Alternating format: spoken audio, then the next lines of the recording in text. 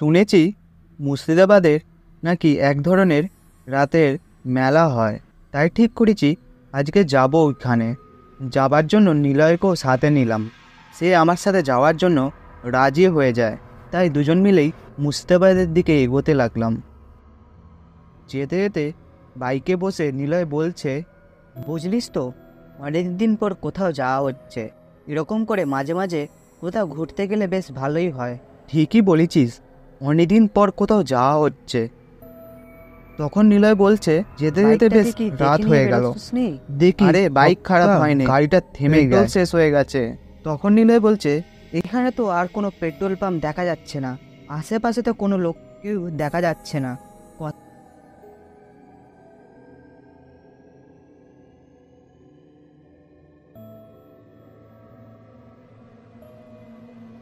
কথা বলতে বলতে দেখি এক অন্ধকারের ভেতর দিয়ে একটা লোক বেরিয়ে এলো। লোকটা এসে বলছে, আপনারা এখানে দাঁড়িয়ে আছেন কেন?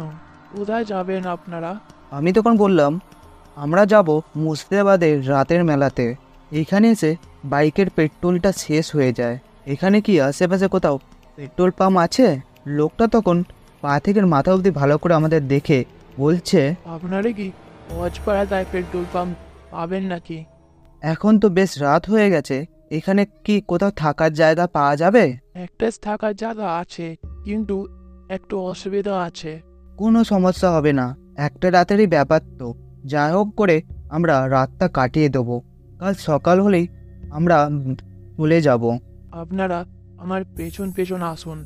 তখন নিলয় বলছে, বাইকটা এখানে থাকলে কোনো অসুবিধা হবে না তো? আপনি এখানে বাইক রাখতে পারেন, কোনো অসুবিধা হবে না, কেউ নিয়ে যাবে না এখান থেকে।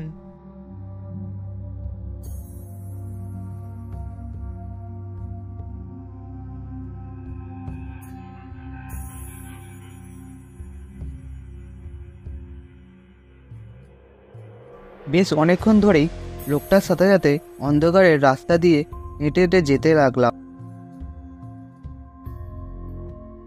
হাঁটতে হাঁটতে একটা পুরনো বাড়ির সামনে এসে দাঁড়ালাম। দেখে মনে হচ্ছে কোনো রাজবাড়ি ছিল এখানে। এখনো পর্যন্ত আভিজাত্যের ছাপ রয়েছে, চুন সুরকি খসে পড়ছে, জায়গায় জায়গায় বট অসত্যের গাছ জন্মেছে। সেখান থেকে আমরা বাড়িটার ভেতরে ঢুকে গেলাম।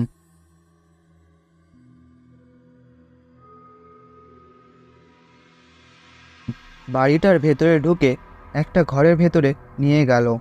ঘরটার মধ্যে তেমন কিছুই ছিল না, একটা খালি আলমারি আর একটা খাট রয়েছে, তার মধ্যেও বয়সের ছাপ পড়ে গেছে।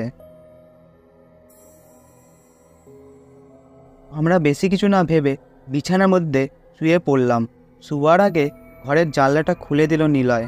জানলাটা খোলার পরে দেখা গেল যে পেছনে একটা পুকুর রয়েছে। বেশ অনেকক্ষণই হয়ে গেছে, নিলয় কিছু একটা আওয়াজ পেয়ে জানলার দিকে এগিয়ে গেল। জানলার দিকে যে পুকুরের মধ্যে দেখে একটা মহিলা জলের মধ্যে ঝাঁপ দিয়ে দিয়েছে। ওই এখানে আয় তো, পুকুরের মধ্যে কেউ একজন ঝাঁপ দিয়ে দিয়েছে। আমি তখন ঘুম থেকে উঠে দেখি নিলয় জানলার ধারে দাঁড়িয়ে আছে। আমি তখন জানলার ধারে যেয়ে দেখি সেখানে কেউ নেই। আমি তখন নিলয়কে বললাম, কোথায়, এখানে তো কেউ নেই, তুই হয়তো ঘুমের ঘরে ভুল দেখেছিস। আমরা পেছন ঘুরেই দেখি ঘরের মধ্যে একটা মহিলা দাঁড়িয়ে আছে। পাশের দিকে ঘাড় ঘোরাতেই ঘরের সিলিংয়ের মধ্যে ঝুলে রয়েছে একটা লোক। সেইটা দেখে আমরা দুজনেই ভয়ে কাঁপতে লাগলাম। মহিলাটা ভয়ঙ্কর রূপ ধরে নিয়েছে। তখন মহিলাটা বলছে, এখানে কেন এসেছিস তোরা? এই ঘরটা আমাদের, আমরা এখানে থাকি, তোরা এখানে থাকার কি করে সাহস হলো? মহিলাটা আমাদের দিকে এগোচ্ছে। সেটা দেখে আমরা প্রাণপণে ছুটতে লাগলাম। ছুটতে ছুটতে জমিদার বাড়ির বাইরে চলে এলাম। বাইরে বেরিয়ে দেখি সেই লোকটা বসে আছে। লোকটাকে আমরা বললাম, আপনি আমাদের কেমন থাকতে জায়গা দিয়েছেন? এখানে তো ভূতের উপদ্রব আছে, আমরা মরতে মরতে বেঁচে ফিরেছি। লোকটা তখন বলছে, আমি তো আগেই বলেছি এখানে একটা সমস্যা আছে। তোমাদের মতনই ওরাও এখানে থাকার জন্য এসেছিল, কিন্তু কি কারণে যেন পরের দিন লোকটার মৃতদেহটা ঘরের সিলিংয়ে ঝুলছিল আর মহিলার মৃতদেহটা জলের মধ্যে ভাসছিল। তারপর থেকে এরকম শুরু হতে লাগলো ভূতের উপদ্রব।